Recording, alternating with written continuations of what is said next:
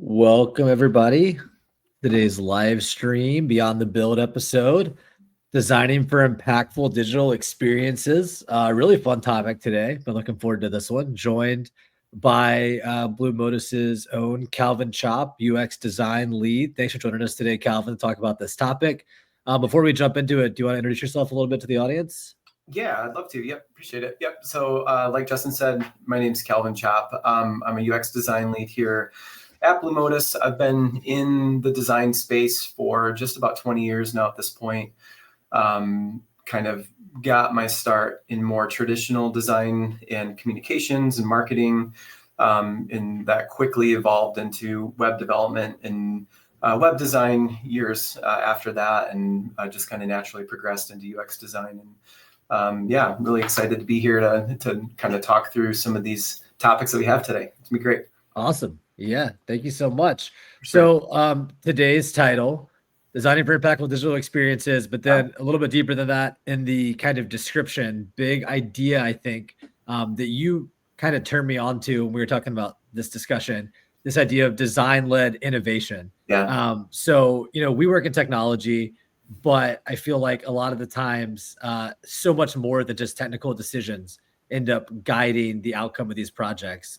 So what does design-led innovation mean to you? I want to hear you talk about that a little bit more. Yeah, for sure. I think so. When I think about design-led innovation, I think one of the first things that I think is good to kind of define is also just what traditional innovation means. When I'm thinking about like traditional innovation, what that tends to look like to me is, it's more focused on like incremental improvements to like an existing product or an existing website. We might be looking at doing updates that are often based, on like internal data or assumptions, or maybe some marketing information that shows like how like a user is interacting with something on like the site or the page. It's asking questions like, how is product XYZ performing? Like with design-led innovation, it's changing the narrative from looking at the product and more thinking about the user. So instead of asking, like how is product XYZ performing, it's looking at, who is the user of product X, Y, and Z, and why do they care about it, or why should they want to interact with that product or that website to begin with? It's more than just thinking about like the user interface and kind of like the design of the site. It's really thinking more user centric and having that kind of be what's driving forward some of the decisions that we make. It's kind of thinking through like, how can we bring like creative, innovative ideas, to the table and approach problems and business needs with kind of like a more curious and like creative eye. And it's kind of for me, it's like finding kind of the intersection between like design and technology where, traditional innovation might be more technology focused, design is looking at the user, and we're trying to find that intersection to be able to really, focus on what's going to, meet our clients where they need in regards to those types of things.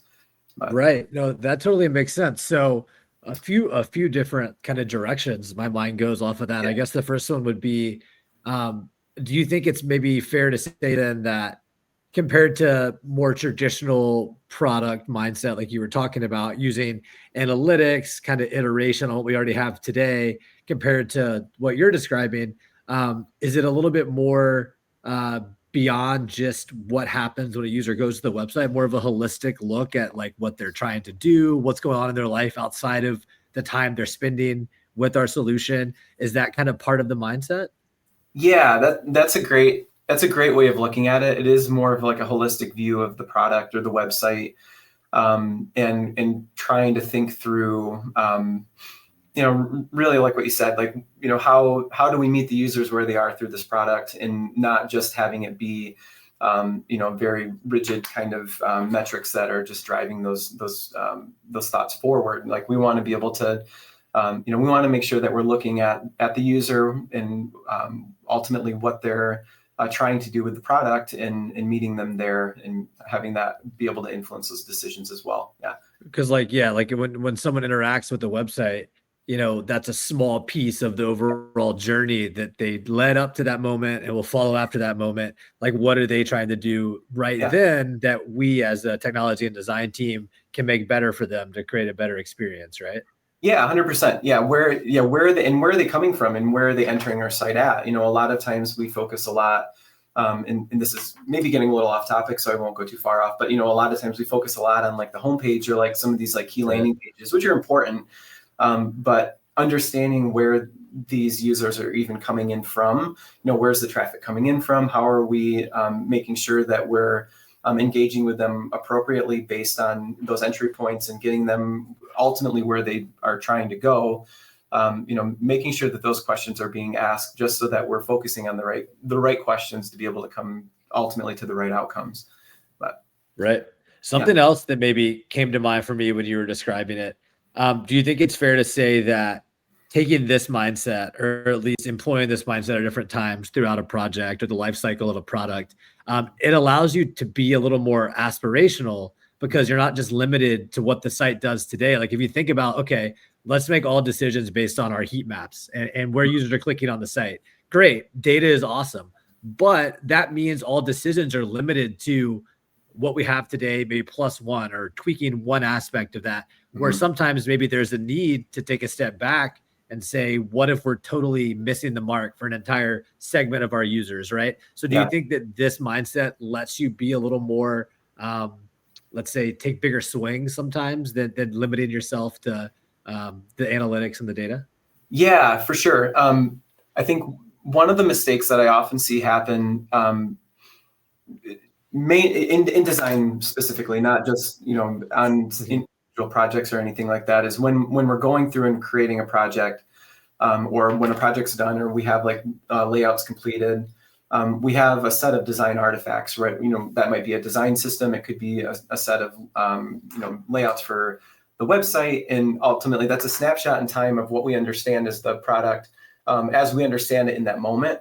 And what we try to avoid, and I think with some of the ways that we approach projects tries to handle, is we don't want just that artifact to be kind of like the glossary, or like the design Bible that's always referenced. Like that's a snapshot in time from what we understand then. But using the same kind of methodology, we're able to then make sure that we're going through iterative cycles of revalidating those things as we better understand the client and the customer, better understand how the user's using the systems that we're building. And the way that we set those things up, then we're able to ensure that they're scalable and that they're flexible, so that we can adjust as we go, and we don't just keep it as a thing. The artifact's important at the point in time in which it was created, but it's not rigid, and we want to make sure that it's not just left as is, and that's just how it was, and it's how it's going to remain. We want to make sure that we remain flexible, because the industries are always changing. The technology that we can leverage is always changing, and we want to make sure we're on the front of that, so that we can offer those recommendations and have that be a part of what the plan of attack is that we ultimately bring to our clients and in those conversations. But Yeah, no, absolutely. And oftentimes things are changing, the cross-cut industries. We talked in our last episode with Brandon about search generative experience, and how AI is changing the way people are interacting with our clients' data and their content. And something we talk about a lot at BlueModus as well, is creating experiences that ChatGPT, Google, they'll never be able to replicate. On-site experiences, whether that's dashboards or calculators, interactive ways to show your content that only you as a company are gonna care enough to invest in.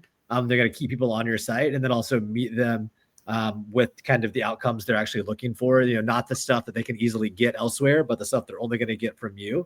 And it sounds like maybe that fits in nicely, like having that mindset of, okay, let's look at what the site can do better than anyone else. Kind of fits in nicely with like, what do our customers need from us more than anyone else? Like, what are our users really coming to the site to do? Marrying those two ideas together maybe as a good example of what you're talking about. Yeah, 100%. Yeah, and I think that for me, it comes back to trust. There's not only like the products that we're creating. So you're talking a lot about like the content authority, and how do we design for like an age of like zero-click search, and some of these things where we want to be able to make sure that users are they're informed, and they're they feel confident about where this content's coming from. And ultimately, we want to make sure that this content is ultimately leading the user to the website or to the product that we have, or in some of the cases like you're talking about, like we're creating experiences that can only be accomplished by a user coming to these platforms as well. I think that that makes a lot of sense to me as far as like what you're describing with building the systems out in that way, and ultimately finding the trust between our clients trusting that we're leading with those recommendations and sort of that expertise. And ultimately, the kind of the flip side of that is that, we're having the honest conversations with the clients to understand, whether or not there's an opportunity for us to build systems that are kind of what we're describing right now. And being able to have those honest conversations is really important. I mean, trust is a great word for it too, right? Because a lot of what we're trying to do with these experiences is create trust between the company, the client, and their end users that say, oh, wow, they really understand my needs as a user coming to the site. I trust them to make a recommendation that's going to be the right product for me, the right solution for my business. And a lot of that is happening kind of subconsciously in these designs, right? Because today users are expecting personalization. They're expecting to feel like the site they're interacting with knows who they are. And so the only way you're going to get there is through this kind of innovation that we're talking about. I want to pivot a little bit and talk about kind of execution of a digital project, right? And something that you and I have talked about that I think is just really interesting and exciting as someone that's been in this whole building websites game for a long time now. Something that you're doing on the design team at BlueModus and seeing a lot of success with is driving technical decisions, or again, I keep using the same words, but technical innovation in a project through design. So what have you seen as far as saying, instead of technology leading and the design just coming behind and filling in the gaps, kind of flipping that script a little bit and having the design kind of lead to choices being made on the feature side, the integration side, stuff like that? Yeah, for sure. So I think when I think about this topic, I kind of see two different areas that are impacted based off of this. There's a technical and a strategic aspect to it. On the technical side of it, when we lead with design and some of the discoveries that we do. So when we're entering a project, like a new project, a new build, redesign, those types of things, we're leading with like a UX and a design discovery, two separate different discoveries that we're working with our clients on. The UX discovery, we're working on trying to communicate and understand, the technical frameworks, the business requirements, kind of taking like that 30,000 foot view of the site, defining, the content models, information architecture, site maps, and that type of work. And within the design discovery, which is kind of running in parallel, we're answering more questions about, if your site could do only 3 things, what would you want them to do? And those questions aren't to say we're limiting them to those, but we want to be able to get a feel for, when our clients are thinking about their website, like what are the top 3 things that come to mind that they would love for it to do? What are some aspirational sites that they look at, or different types of frameworks or functionality that they find intriguing that may work depending on, what's uncovered during the discoveries. Understanding the brand, those types of things. But specifically like on the technical side of it, through like the UX discoveries and those types of things, one of the things we're able to do is we're able to clarify requirements early. Being able to outline that, having the well-defined user flows, the wireframes, that kind of thing. It not only helps our developers build, the right functionality the first time, but there's been multiple times during that process where we've kind of helped our clients reframe the issue that they're ultimately looking to try to do, and have changed the original requirements and asks based on what's uncovered during the discovery. Having kind of the outside perspective, I think helps that to just kind of help define some of that. And I think the other thing that it does, which I think is really important from a design perspective too, is it's finding the simplicity. One of the things that, like from a design side, that I often try to think about and, is having design be invisible in the way that we build our interfaces. We want it to feel intuitive. And, when a user comes and uses the website or the product, it shouldn't be something that we have to kind of think through. Right. Sometimes the problems that we're come to, our first tendency is to try to overcomplicate the solution. How can we help untangle that and come in with like a more simple approach? And I think an example that I think of when I think of kind of like simplicity or like that invisible design is like a door into like a storefront, where if it's a door where you're supposed to push in on it, but it has like a handle that looks like you have to grab on it. Like you have like that moment of hesitation of, do I need to push or do I need to pull? What do I have to do? And it's not a huge inconvenience, but you have to think about it, as opposed to if it's done right, you can kind of just push on it, you go through and you're on with your day. And ultimately what we're looking for is finding those simple patterns and trying to create, something that is going to be, just a better overall experience. And then I think the last part of that is like having a scalable architecture. So being able to have like those clarified requirements, we're able to then put together, the architecture of that in a way that, the system's going to grow with our clients as they, add additional features after the initial launch or those kinds of things. Like we want to make sure, that we're creating like reusable components and content models that are structured well within the CMS, and just having a modular system that will grow alongside them as they go. No, I love that. Yeah, that's such a great point, because, again, technology projects, and we're often working with IT stakeholders, maybe the project falls under their umbrella. But when you talk about maintainability, when you talk about scalability, the technology is very important. We spend a lot of time at BlueModus talking about our CMS partners, like platforms like Kentico, that provide this foundation for performant component-based websites. But almost as important, or maybe equally important in a lot of cases, is your design system scalable? Is your design system maintainable, not overly complicated? I think your example about the site design that is so intuitive, it almost feels invisible, is a good one, because when I think about the websites that I've used recently that I've been impressed with from a design perspective, it's not usually the really heavy, long load time, interactive animation on the homepage. Wow, whiz bang. That's not what I would think of. Again, like subconsciously, it's more the sites that I feel are modern, simple, performant, intuitive.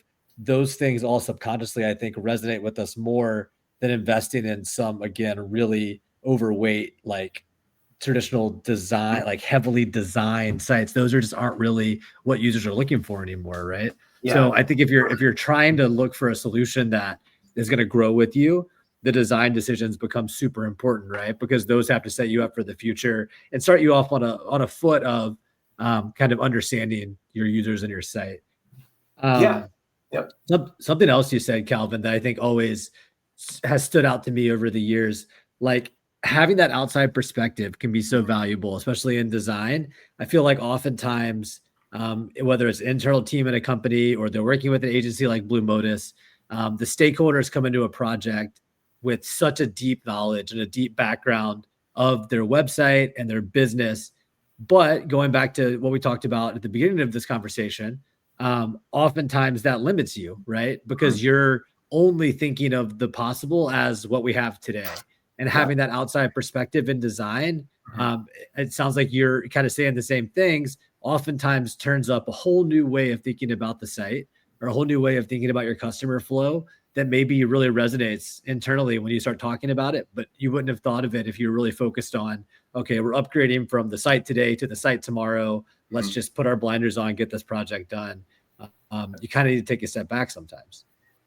Yeah, 100%. Yeah, that's a great way to look at it. Having, the outside perspective aspect of it, and, it's really important to us in the way that, we approach really any aspect of the projects that we're doing. But it really is only as effective as the trust that we have between us and our clients. Like,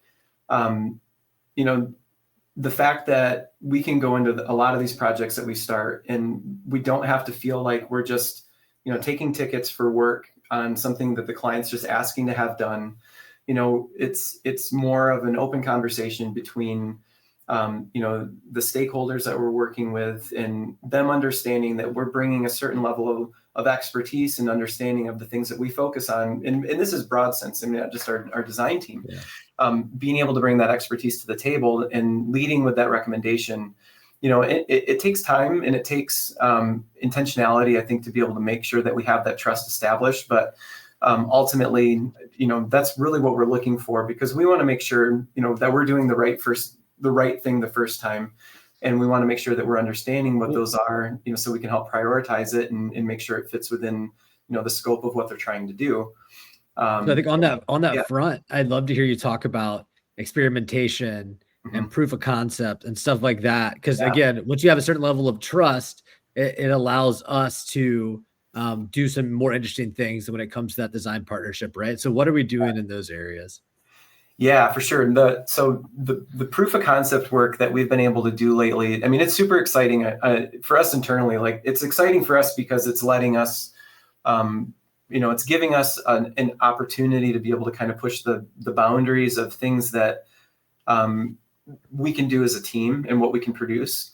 And I think that it's what it ultimately lets us do. It allows us to be able to take like the big ideas that, have come up either through conversations that we are having with clients or just things that we're talking about internally. And we're taking those big ideas and we're allowing them to become like practical and testable and ultimately something that's actionable, and it gives us an opportunity to have like those conversations of like what could be with our clients. And ultimately what we're looking to try to do is we're trying to help them define what that North Star might be for them for the future of whatever their website might be, helping them think long-term while also still focusing on, the day-to-day and the things that we just try to help them manage. I think when I think about like the proof of concept work, I guess before I go into like specifically like the things that are what we're doing with it, I think one thing that I want to make sure that like we understand, like when we're talking about the proof of concept work, what it's not is it's not like an upsell on stuff that we're trying to do. We're not going in on a project and then coming in with something completely different and trying to have that be like something we lead with. Like, this is stuff that it's not work that's asked for that our clients are looking at, but it's things that we are inspired to want to try to present to them because ultimately we care about seeing them be successful, and we care about seeing them be able to take advantage of these new things that are available to them. And I think one of the reasons that this was working for us is that, one, it de-risks these bold ideas from the client. Like, when we take on this proof of concept work, it's letting us explore these like ambitious ideas without our clients needing to commit full resources up front into trying to do that. Our team, we care. We're listening to the things that they want to eventually see. So we not only care about that, but we're watching like the industries that they're in, and we're keeping an eye on, the technologies that they might benefit from. And, within our process, we're looking to identify what new opportunities might look like in creating those within the POCs. And I think what it also does is it allows us to accelerate the innovation cycles like that we might be trying to do. So talking about like traditional innovation where it's like you have to go through like this huge sprint to initially get to something where you might try to get new features and that kind of thing. When we put together this proof of concept work, it allows us as an internal team within not only our development team, but also like our internal teams in the company that are working also with the client, we're able to test like these assumptions that we're thinking through the proof of concept work quickly.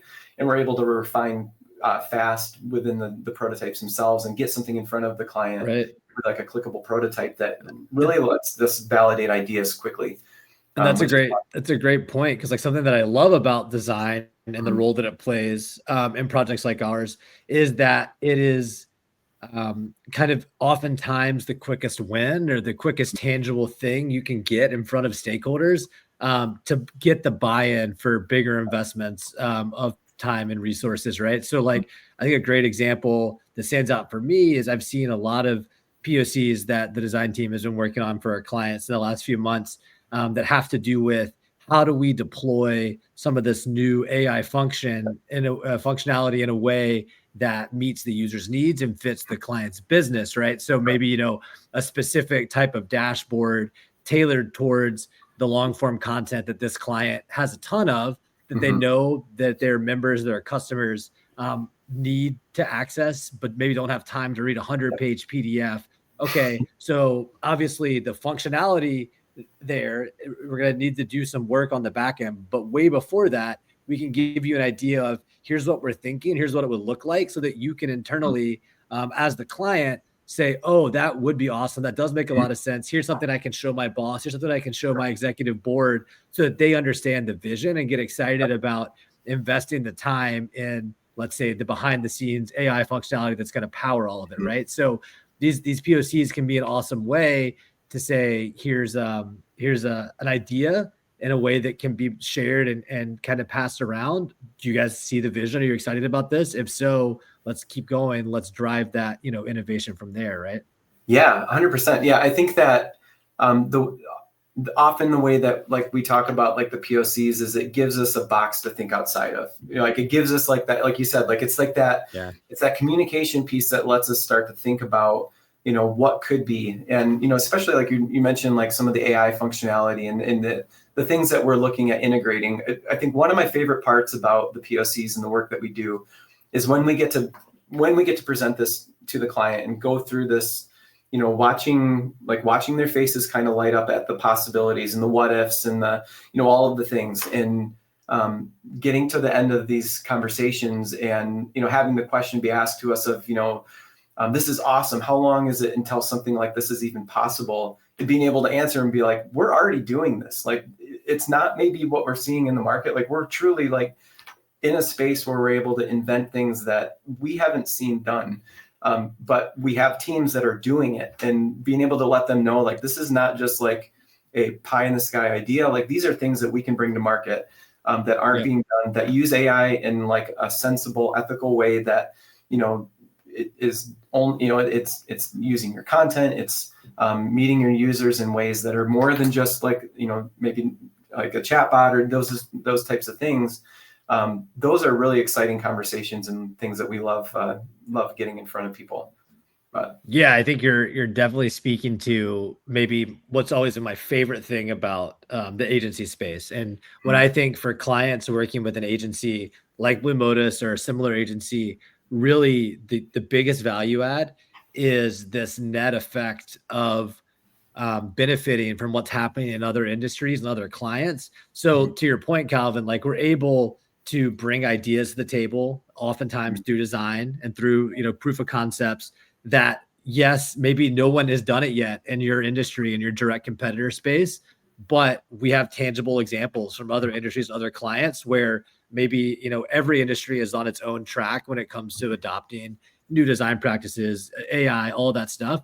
And you get to really benefit from all of our clients and the work that your team is doing across all of them, right? Like that's so powerful. I think it's such a cool value add that, you don't necessarily get when everything is done by in-house team and they're really heads down focused in one space. All right, so we're coming up on time here. This has been awesome. Appreciate you, Calvin. Maybe could you give like a piece of advice or parting words of wisdom for someone listening to this conversation? It's like, okay, I think this all sounds great. I love to employ more design-led innovation across my projects. What's the first thing I can do, or the kind of philosophy I can employ to start going more down this path as opposed to what I'm doing today? Yeah, for sure. And so I think the first thing that comes to mind when I think about that question is something that, UXers have been championing for years is, just, redesign for your user goals and not just internal priorities, and have those open conversations about aligning around what that looks like. What do we want to say? What do pages need? How do we fit everything in on the homepage? Like those are all things that we struggle with when we start thinking about that, but really taking a step back and taking an opportunity to think through, who is it that's ultimately going to be using this? And, how can we find, ultimately what we're trying to do is, we're trying to balance that tension between like the subjective and objective forces of design, and, understanding like, our personal opinions might differ from what our users actually want, but ultimately at the end of the day, we're building for, our clients' customers. It's not necessarily our clients. We want to make sure it's what they like. So asking those kinds of questions, I think, are really important. And then, having an appetite for thinking of what's next. It's easy to get kind of just into like the day-to-day, just kind of the tasks that are just taking our attention in the moment. but give yourself space to think, further down the road. I mean, the web's going to look completely different in 3 to 5 years. Have someone that can work alongside you to make sure that we can, kind of help future-proof those things as we go. But that's great. Yeah, don't be afraid to be the different voice in your internal conversation, right? Don't be afraid to think outside the box, because remind them, like Calvin just said, are we designing for today, or are we designing for something that can change and adapt in the future? Because look back 3 to 5 years ago, what were we focused on our websites? Very different things than we are today. So don't be afraid to be that different voice at the table, right? I love it. All right. Well, thank you so much for your time, Calvin. Thanks everybody that's tuning in, watching later. Really appreciate it. We'd love to continue the conversation. Reach out to us, BlueModus.com. I'm sure feel free to send Calvin a LinkedIn request. Always love to talk about this stuff more. Sure. Yeah, thanks so much. All right. Thanks for watching, everybody. See you next time. Have a good one.